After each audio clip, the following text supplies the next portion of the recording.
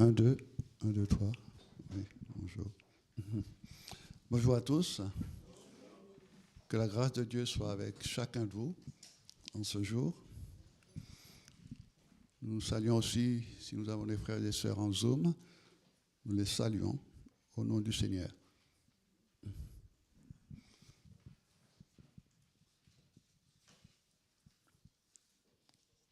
Je vais vous parler d'une histoire qu'on connaît, de deux personnes. Nous allons parler d'eux ce matin. Ce sont les deux aveugles guéris à Jéricho. Tout le monde connaît? Ah, merci. Voilà. Nous allons lire ce texte avant de poursuivre, qui se trouve dans Matthieu 20, versets 29 à 34. Parlant des deux aveugles, il est dit: lorsqu'ils sortirent de Jéricho, une grande foule suivit Jésus. Et voici deux aveugles assis au bord du chemin entendirent que Jésus passait et crièrent: aie pitié de nous, Seigneur, fils de David. La foule les reprenait pour les faire taire, mais ils crièrent plus fort: aie pitié de nous, Seigneur, fils de David. Verset 32. Jésus s'arrêta, les appela et dit: que voulez-vous que je vous fasse? Ils lui dirent: Seigneur, que nos yeux s'ouvrent. Ému de compassion, Jésus toucha leurs yeux, et aussitôt, ils recouvrèrent la vue et le suivirent. Amen. Les deux aveugles de Jéricho nous donnent l'exemple de la vraie foi. On ne va pas dire que nous n'avons pas la vraie foi, mais ils nous donnent l'exemple de la foi, ici, la vraie foi. Que l'on ne peut rien faire sans le Seigneur Jésus-Christ. En effet, que pouvons-nous faire devant les problèmes si profonds des gens que nous côtoyons, des gens qui nous entourent? Et nous sommes dans une période où on voit tellement de choses, bien ici, que sur toute la terre. Devant le chômage, la faillite, les maladies, les catastrophes. Oui, ce récit de l'Évangile est plein d'enseignements d'une grande foi. La vraie foi, c'est vivre sans voir. N'est-ce pas? Eux, ils ne voyaient pas. Et pourtant, la vraie foi, c'est vivre sans voir. Les deux aveugles ont cru sans voir. Et leur foi en Christ a ouvert leurs yeux. Puisque nous connaissons déjà l'histoire. Et Jésus a déjà dit cela dans sa parole. Si tu crois, tu verras la gloire de Dieu. C'est la parole de Jésus. Si tu crois, tu verras la gloire de Dieu.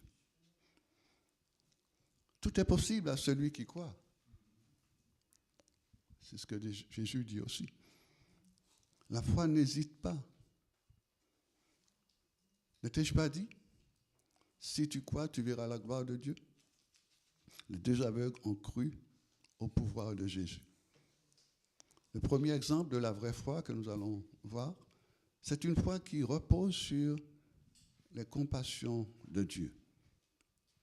Et nous le voyons au verset 30 de ce texte que nous avons lu. Il dit: aie pitié de nous. Aie pitié de nous. Dans leur prière. Aie pitié de nous. Si la prière peut toucher le cœur de Jésus, c'est parce que leur cœur était vrai. Ce n'est pas simplement parce qu'ils ont crié, parce que leur cœur était vrai. Ils avaient déjà la foi. Ils savaient ce qu'ils allaient demander. N'oublions pas que Jésus dit: ce qui sort de la bouche vient du dedans, du cœur. que tout vient, leur cœur était vrai. Et nous savons aussi que nous, quand nous prions, il y a des moments, tout le monde peut le dire, il y a des moments où on prie, on demande au Seigneur, mais avec conviction, et on voit la chose.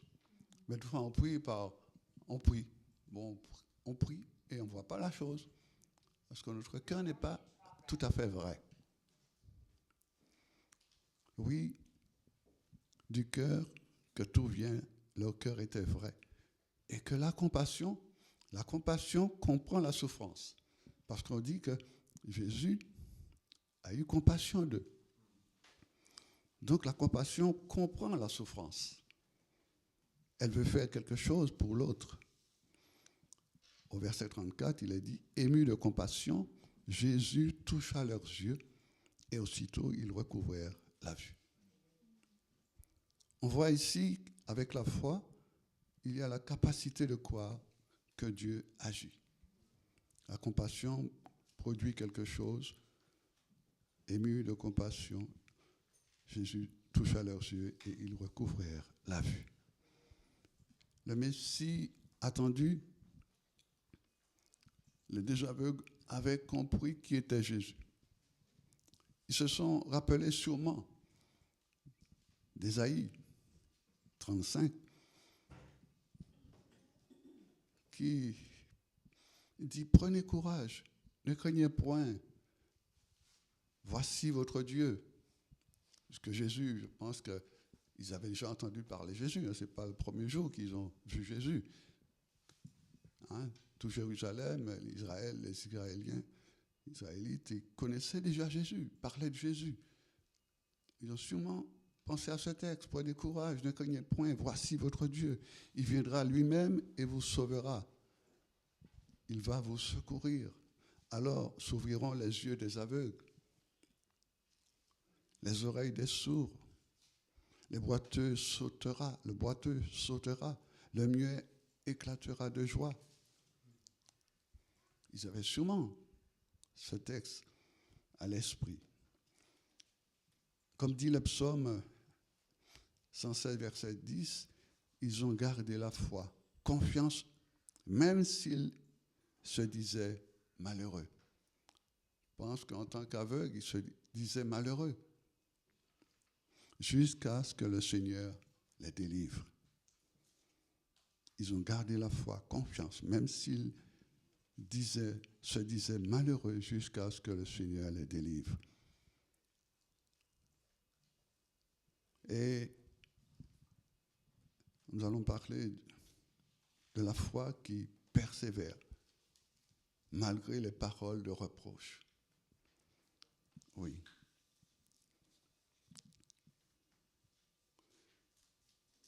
Qu'est-ce qui est reproché? Vous savez que dans une foule, quand quelqu'un crie, on veut le faire toujours taire par rapport à la foule. Mais une foi qui persévère malgré les paroles de reproche qu'on leur fait, pour leur faire taire, ou paroles de découragement.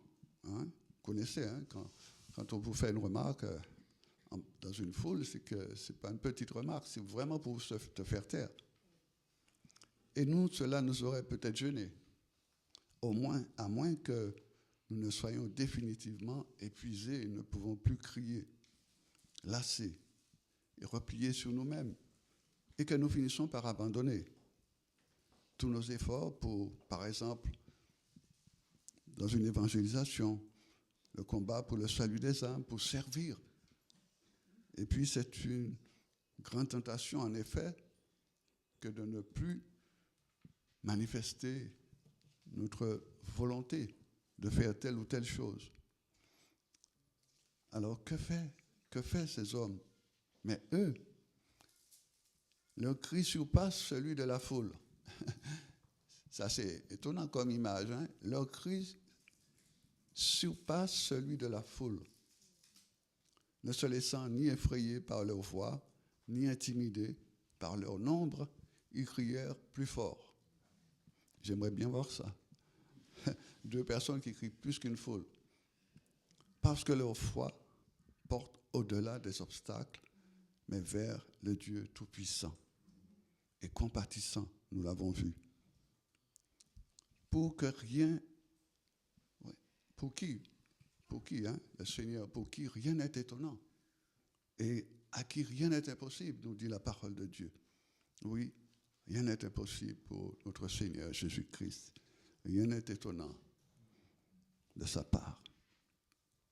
Voilà la foi encore qu'ont ces hommes. Et puis à la foi qui regarde vraiment au Christ. C'est au Seigneur Jésus qui regarde. Ils appellent Jésus Seigneur, fils de David. Derrière l'homme Jésus, ils voient le Christ, ils voient le Messie. Quatrième exemple de la foi, c'est une foi qui écoute la voix de Jésus. Pas celle des hommes qui sont sur le chemin, dont leurs voix sont nombreuses et fortes. C'est la voix de Jésus qu'ils veulent entendre. Jésus les appela et dit, « Que voulez-vous que je vous fasse ?» Le Seigneur Jésus-Christ nous appelle chacun. Nous avons été appelés ici. Sinon, vous ne serez pas là. Nous ne serions pas là, n'est-ce pas? Que veux-tu que je te fasse? La réponse du Seigneur Jésus-Christ, je pense que si j'ai une réponse à lui donner, je lui dirai augmente ma foi. Pas vous? C'est ma prière pour vous, que Dieu augmente votre foi. Mais as-tu commencé à utiliser déjà la petite foi que tu as? Alors, que nos yeux s'ouvrent aussi, que nos cœurs soient vrais devant le Seigneur. Que nos sentiments soient ceux de Jésus-Christ. Que nous soyons saisis de cette compassion dont Jésus demeure un modèle pour nous, qui nous mettra au service des autres, s'attachant et s'arrêtant, sachant aussi écouter les autres, chercher à comprendre. Pour cela, que nos yeux s'ouvrent, que nos cœurs soient vrais.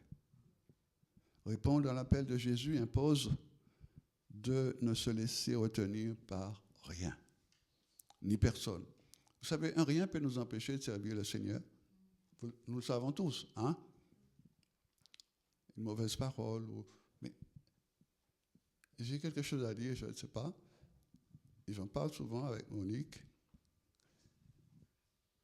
Quand nous sommes frères et sœurs, mais nous ne nous rendons pas compte qu'une parole, peut-être, on ne dit jamais, on ne fait jamais du tort à notre frère, à notre sœur. Mais on peut le dire mal, et c'est une catastrophe. Parce que et c'est vrai, on ne connaît pas la sensibilité de l'autre. Et vous êtes, je parle au couple, je parle au couple. Vous voyez la sensibilité qu'il y a entre mari et femme? C'est pas fini, Monique et moi. On a un certain âge, mais c'est pas fini. On a une sensibilité. Et sachez que plus vous passez de l'autre côté, plus la sensibilité est différente.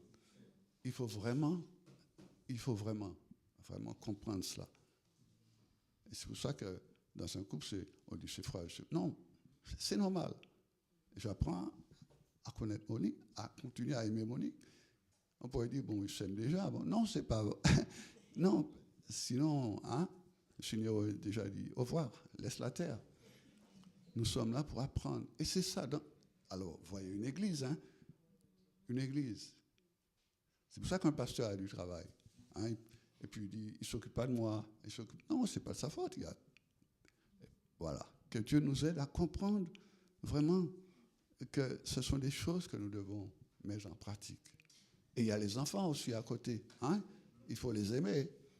Il faut leur donner... Voilà. C'est vraiment quelque chose qu'il faut croire. Que nous avons besoin l'un de l'autre. Si nous savons que nous avons dit quelque chose ou à un frère ou à une sœur, n'ayez pas peur d'aller dire pardon, je ne savais pas. Ou si vous savez que le frère ou la sœur ne sait pas que, j'ai déjà entendu, je me souviens, notre ancien pasteur, il disait, voilà, telle sœur est venue me dire, je fais ceci, tel frère m'a dit, je fais ça, mais il ne sait pas, il ne s'est pas rendu compte. On ne s'en rend pas compte des fois. Que Dieu nous aide. Une relation à laquelle, oui, tu n'as pas l'habitude de renoncer peut-être, mais il faut commencer à le faire maintenant. Il faut commencer. Chercher à comprendre l'autre. Pour cela, que nos yeux s'ouvrent, que nos cœurs soient vrais. Et répondre à l'appel de Jésus impose, je disais, que de ne pas se laisser retenir par rien ni personne. Ce texte voudrait attirer ma pensée, ta pensée, sur quelque chose ou une relation à laquelle je n'ai pas ou tu n'as pas renoncé et qui te prive de venir à Jésus, qui me prive de venir à Jésus par la foi pour être libéré, guéri dans ton corps et dans mon corps et dans mon âme. Les deux aveugles font appel à la compassion de Jésus. Alors, il faut croire. Il faut croire. Nous trouvons une relation entre la foi et la compassion. Le cinquième exemple est une foi qui sait demander humblement et simplement. Jésus veut que nous lui disions exactement ce que nous désirons. Ils ont sûrement éprouvé détresse, douleur, accablés de tristesse et d'angoisse. Alors ils vont appeler le Seigneur Jésus-Christ au secours, comme un enfant demande à ses parents. Avez-vous la foi qui rend possible l'action de Dieu dans votre vie? Dans cette foule en ébullition, qu'est-ce que nous avons vu? Jésus entend et reconnaît leur détresse, leurs besoins, mais aussi leur foi. Nous pouvons toujours crier au Seigneur si notre cœur, notre foi n'est pas vrai. On peut attendre encore un peu. Dieu connaît nos besoins. Il ne va pas nous oublier. Il connaît nos besoins. Alors les deux aveugles, ils vont faire une rencontre personnelle avec Jésus. Aujourd'hui encore, Jésus reste à l'écoute de nos besoins, de nos cris. Invoque-le tous les jours de ta vie, car il écoute, entend la voix de tes supplications. L'Éternel est miséricordieux et juste. Notre Dieu est plein de compassion. L'Éternel garde ceux qui sont sans détour. Ceux qui sont sans détour. C'est lui qui sauve et qui fait du bien. Nous avons aussi une foi qui a un but. Nous l'avons vu dans notre texte, verset 34. Ils recouvrirent la vue et ils le suivirent. Ces paroles nous enseignent une leçon importante. C'est la foi en ce que Jésus est. C'est la foi en ce que Jésus est qui leur fait le suivre. Il est plein de compassion. La foi est essentielle, c'est normal, pour commencer. Autant que pour progresser dans la vie spirituelle. Ce n'est que par la foi qu'on peut suivre Jésus-Christ. Ça, on le répète sans cesse. Ce n'est que par la foi que l'on peut suivre Jésus-Christ. Colossiens 2, versets 6 et 7. Ainsi, comme vous avez reçu le Christ, le Seigneur, marchez en lui. Soyez enracinés et fondés en lui, affermis par la foi. Affermis par la foi. Comme vous êtes venus à Jésus-Christ, de la même façon, demeurez en lui par la foi. Suivez Jésus-Christ par la foi. Il y a deux choses. Il y a qui défient notre foi. Oui. Parce que nous avons obéi. Parce que nous avons obéi, nous pouvons suivre Jésus. Mais si nous n'avons pas obéi à la parole de Dieu, si vous n'avez pas obéi, qu'allez-vous faire? Qu'allez-vous faire? Il faut obéir à la parole de Dieu. Il est dit, la foi vient de ce que l'on entend. C'est l'obéissance, toujours l'obéissance à Dieu. C'est l'obéissance. Dieu dit, pardonnez. Dieu dit, aimez. Dieu dit, supportez. Hein, c'est ce que je disais tout à l'heure, là, frères et sœurs. Dieu dit, faites le bien. Dieu dit, pas de paroles mauvaises ou regrettables. N'est-ce pas? Mais si nous faisons le contraire, notre foi en prend un petit coup. Notre foi. Un exemple. Dieu dit à Moïse, parle au rocher. Vous connaissez ce passage de l'Évangile, de la parole de Dieu, de l'Ancien Testament. Dieu dit à Moïse, parle au rocher. N'est-ce pas? C'est clair. Et il fait autre chose. Il fait autre chose. Il frappe 2 fois. C'est comme les enfants. On dit, tais-toi, et puis, quand ça ne va pas, on frappe 2 fois. On fait le contraire. Au lieu d'être gentil avec l'enfant, au lieu de poser la question, pourquoi ceci, pourquoi cela, on frappe. Oui. Dieu a dit, parle au rocher, et il fait autre chose. Et vous savez, connaissez les résultats? Qu'est-ce qui s'est passé? Voilà. C'est pareil pour nous. Eh bien, Dieu ne donne pas. Dieu ne dit ce que Dieu avait prévu comme bénédiction n'arrive pas. Parce qu'on ne fait pas ce que Dieu dit. Au moment de pardonner, on ne pardonne pas. Au moment d'aimer, on n'aime pas. Au moment de supporter, on ne supporte pas. De faire le bien, on fait le mal. Je dirais une chose, nous ne sommes plus des pécheurs. Nous sommes enfants de Dieu. Nous sommes enfants de Dieu. Alors, ne nous laissons pas emporter par nos émotions et mal agir et faire une réflexion regrettable. Ah oui, on peut dire beaucoup de choses. Je ne vais pas faire une liste, mais on peut dire qu'il y a des réflexions qui sont regrettables. Ne nous laissons pas piéger par nos émotions ou gestes et paroles regrettables. Marchons avec foi et obéissons fidèlement à la parole de Dieu. C'est là que notre attention doit être sur ce que Dieu dit et ce que Dieu attend de nous. De même quand cela défie notre foi.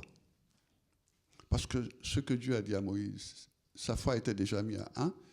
Dieu voulait voir s'il faisait vraiment. Ce n'est pas le seul exemple. Si vous regardez bien la parole de Dieu, il y a beaucoup d'hommes de Dieu, des grands, je dis, on va dire. Dieu avait nommé, ils ont fait le contraire, et bien Dieu a tout arrêté. Ce que Dieu avait promis, Dieu a tout arrêté. C'est venu, mais des années après, je ne sais pas. Mais ça vient après, très longtemps après. Même quand cela défie notre foi, obéissons fidèlement à la parole de Dieu. La foi vient de ce qu'on entend, et ce qu'on entend vient de la parole de Christ.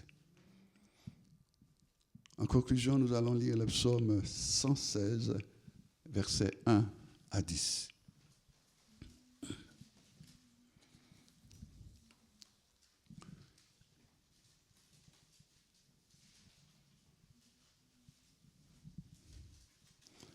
J'aime l'Éternel, car il entend ma voix. J'aime l'Éternel parce qu'il entend ma voix. Il m'entend quand je le supplie, dit une autre version, de temps en temps. Car il a penché son oreille vers moi et je l'invoquerai toute ma vie, tous les jours de ma vie. Verset 3. J'étais en proie à la détresse, à la douleur, accablé de tristesse, d'angoisse. Verset 4. Alors j'ai appelé, j'invoquerai le nom de l'Éternel. Je t'en prie, viens me sauver, la vie, dit une autre version. Ô Éternel, sauve mon âme. Verset 5, l'Éternel est miséricordieux, nous fait grâce. Notre Dieu est juste, notre Dieu est plein de compassion, plein de bonté. Il est compatissant. C'est ce que nous avons vu ce matin. L'Éternel garde les simples, ceux qui sont sans détour. Vous voyez, Dieu ne veut pas de détour. J'étais malheureux, il m'a sauvé. Verset 7, mon âme retourne à ton repos, retrouve donc la paix, mon âme, car l'Éternel t'a fait du bien, te comble de ses bienfaits. Oui, tu as délivré mon âme de la mort, mes yeux des larmes, mes pieds de la chute. Verset 9, ainsi je marcherai encore sous le regard de l'Éternel sur la terre des vivants. Verset 10, je suis plein de foi quand je parle, si humilié que je puisse être. Je suis plein de foi quand je parle, si humilié que je puisse être. Et la version Rabbina, celle-là aussi dit, j'avais confiance lorsque je disais, je suis bien trop malheureux. Amen. Que Dieu nous aide à marcher par la foi, à vivre par la foi et comprendre ce qu'il attend de nous. Que sa parole soit vraie dans nos cœurs. Amen.